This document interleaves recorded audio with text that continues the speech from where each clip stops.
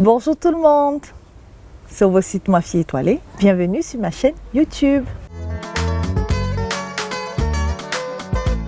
La décision de créer la chaîne YouTube a été mûrement réfléchie et c'est dans le prolongement de la page Facebook Femmes Noires et Infertilité.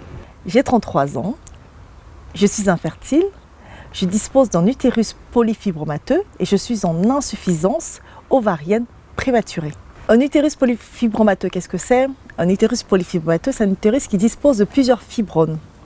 Un fibrome, c'est une tumeur bénigne qui vient se fixer sur les parois utérines.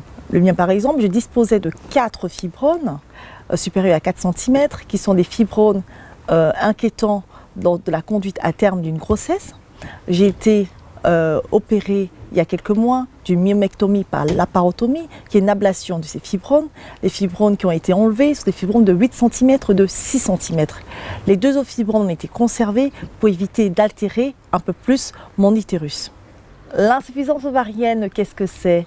L'insuffisance ovarienne, pour faire simple, c'est l'incapacité qu'ont les ovocytes d'être matures pour être fécondés par un spermatozoïde. Mes chances pour être maman de manière naturelle sont de 1 à 3%, c'est la raison pour laquelle j'ai été dirigée vers le don d'ovocytes.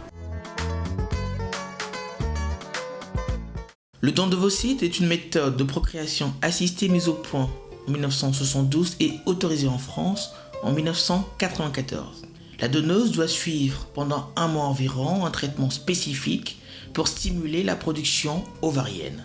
Après cela, le contenu des follicules est aspiré dans une seringue. Dans un follicule, on trouve un ovocyte entouré de quelques cellules et du liquide folliculaire. Une fois prélevés, les différents follicules sont examinés en laboratoire sous microscope pour déterminer s'ils contiennent des ovocytes. L'ovocyte fécondé par un spermatozoïde donnera l'embryon. Après un traitement pour préparer son endomètre, l'embryon est ensuite transféré chez la receveuse. Actuellement, le taux de grossesse est compris entre 65 et 75% dans les cliniques étrangères les plus performantes. Un taux remarquable car dans l'espèce humaine, la probabilité de concevoir naturellement chez des personnes fertiles est de 20 à 30%. Au sein de la communauté noire, parler d'infertilité, c'est difficile, voire tabou. Rares sont les personnes proches qui sont au courant de la situation, qui souhaitent aborder le sujet. L'infertilité, ce sont des jours, des mois, des années d'attente sans savoir si la fin sera heureuse. La société a du mal à considérer l'infertilité comme étant une maladie, au même titre que le cancer et le diabète, pour ne citer que ces maladies qui font peur au grand public dont on ose en parler. Et pourtant, ces dernières est référencée au sein de l'OMS, l'Organisation mondiale de la santé, comme étant une maladie, une incapacité qu'a un couple de concevoir après 12 mois de rapports sexuels consécutifs sans protection. L'infertilité tue à petit feu pour les raisons suivantes. La honte, le manque de confiance en soi, la dépression, l'isolement social, des heures passées chez le gynécologue, des examens à répétition, la conjugaison de sa vie professionnelle et ses engagements médicaux, parfois éprouvants.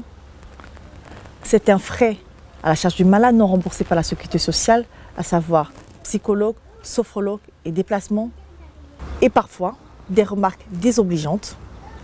Par exemple, un homme avec qui j'ai échangé sur mon infertilité m'a indiqué que son sperme pourrait guérir mon infertilité. Et pire, la violence. J'ai évoqué la violence car j'ai reçu plusieurs coups de poing par mon ex-compagnon, 2 coups de poing au visage et 4 coups de poing en côte, car j'ai voulu aborder la souffrance qui entourait mon infertilité. Être infertile et noir en France en attendant le don d'ovocytes, vouloir une donneuse noire, c'est minimum 8 années d'attente. À travers mon implication, j'ai découvert sur les forums les femmes noires vivant en Europe qui se dirigent vers le Portugal et l'Espagne pour trouver une donneuse noire car elles ne souhaitent pas qu'on apprenne sur leur infertilité, parfois en s'endettant. Par exemple, en France, le remboursement est minime pour un don fait à l'étranger. Heureusement que nous pouvons compter sur les femmes noires de l'Espagne et du Portugal pour nous donner espoir. Merci de m'avoir suivi et à bientôt sur ma chaîne YouTube.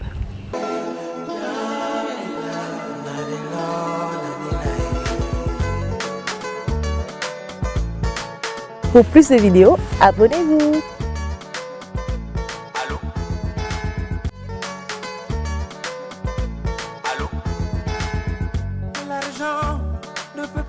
changer.